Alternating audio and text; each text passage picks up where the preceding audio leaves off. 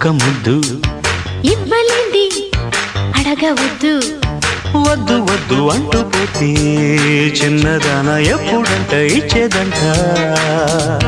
తల్లి ముద్దు ఇచ్చుకుంటే చిన్నవాడ పెళ్లి దాకా ఆగవంట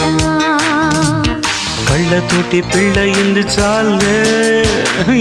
ఇవ్వు ఒక్క